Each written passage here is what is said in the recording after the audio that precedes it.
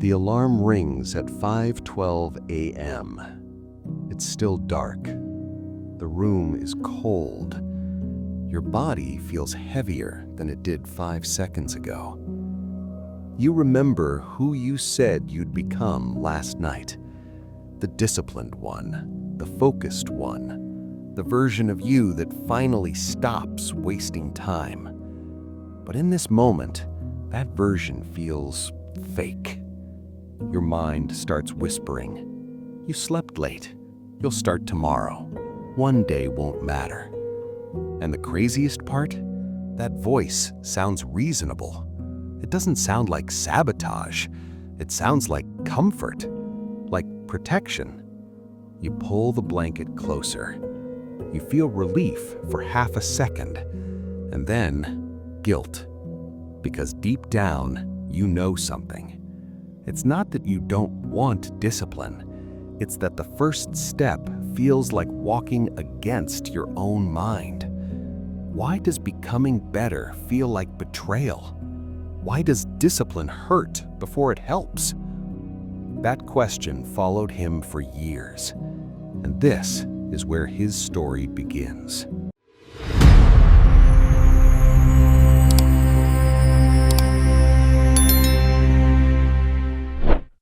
Once upon a time, there was a man named Aaron who believed he was capable of more than he was living.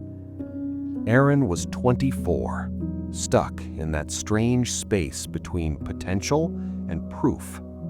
He wasn't failing, he wasn't thriving.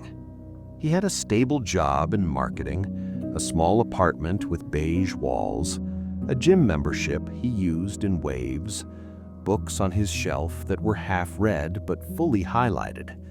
He loved the idea of growth, loved planning, loved imagining a future version of himself, stronger, sharper, disciplined. But imagination was easier than execution. He grew up in a comfortable home. His parents worked hard but never demanded excellence. "Just do your best," they'd say.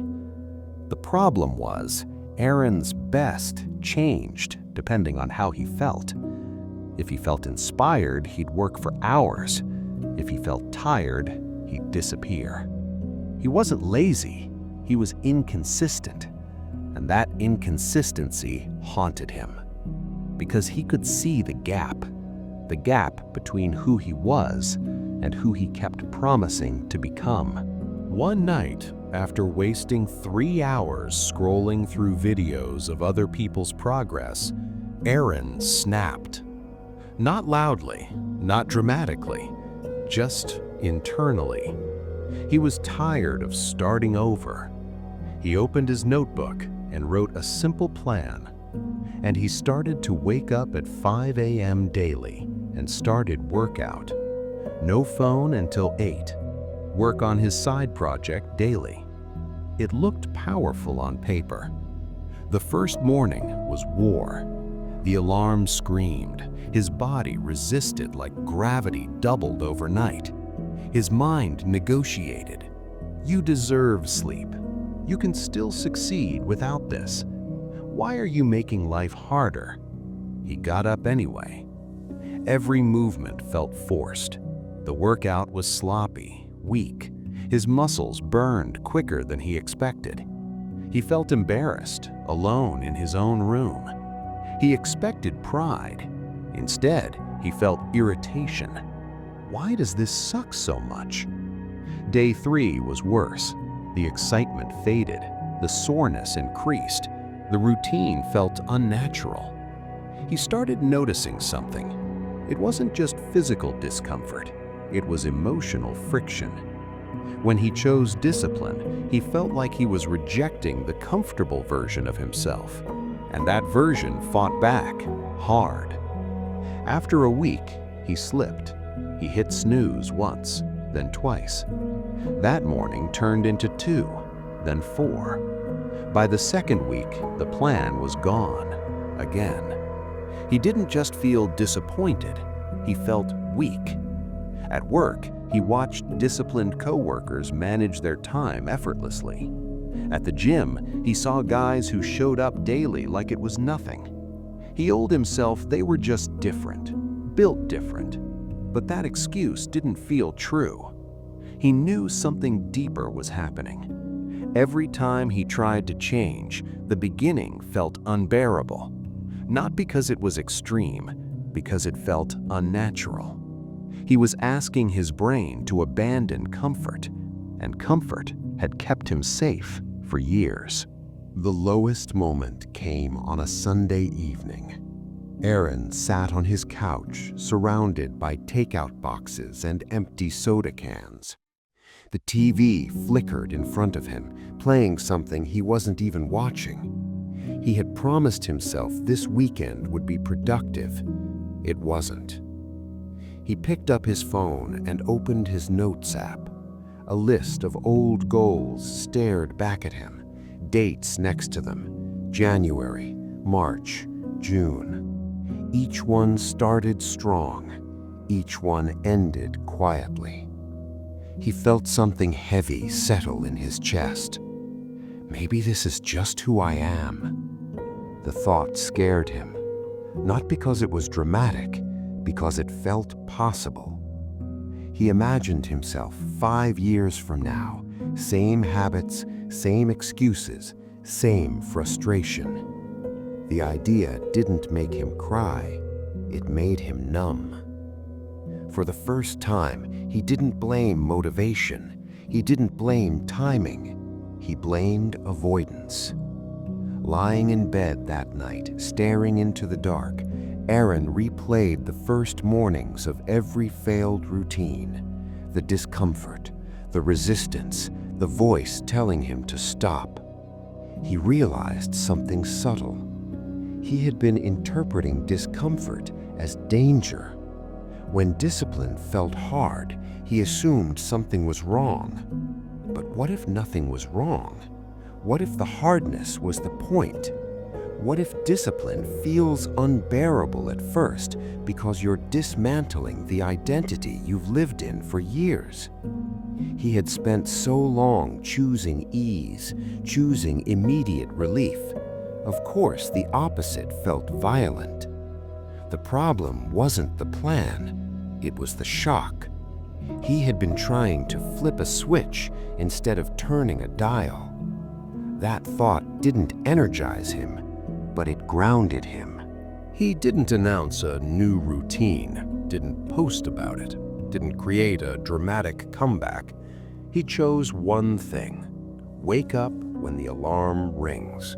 That's it. No full routine, no massive change. The first week was still hard, but now he expected it to be. When the voice whispered, he didn't argue, he just moved. Some mornings, he stood in the kitchen doing nothing, just proving to himself he could stay up. Week 2, he added a 5-minute stretch. Week 3, a short walk. He didn't chase intensity, he chased consistency. The resistance slowly changed shape. It didn't disappear, it softened. He started noticing something strange. The discomfort felt less like panic and more like effort. His identity began shifting quietly. He wasn't trying to be disciplined. He was becoming someone who does small, hard things daily. Months passed. He missed days sometimes, but he didn't collapse into shame. He resumed. That was new. One winter morning, the old battle returned full force. It was freezing, dark, silent. The alarm rang. His body screamed to stay in bed. His mind replayed every excuse he had used in the past. You're tired. It doesn't matter. You've done enough. For a moment, he almost gave in. Almost. Then he noticed something. The fear wasn't about being tired. It was about becoming comfortable again. And comfort now felt dangerous. He sat up, slowly. No hype, no speech, just movement. That morning felt different. Not because it was intense, because it was chosen. Aaron isn't superhuman now. He still struggles some days, still negotiates with himself. But he no longer fears the beginning. He understands it. Discipline felt hard at first because it was unfamiliar, because it challenged the identity he had protected, because comfort fought back.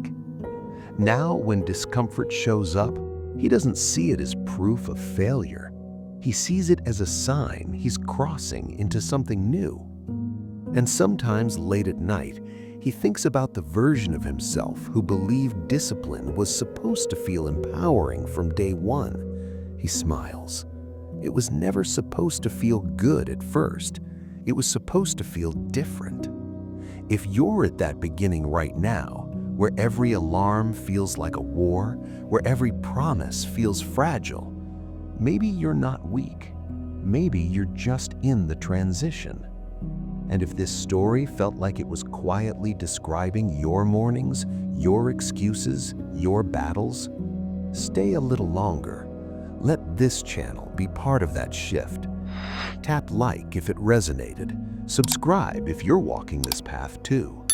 Because sometimes the hardest step isn't forward, it's simply getting up.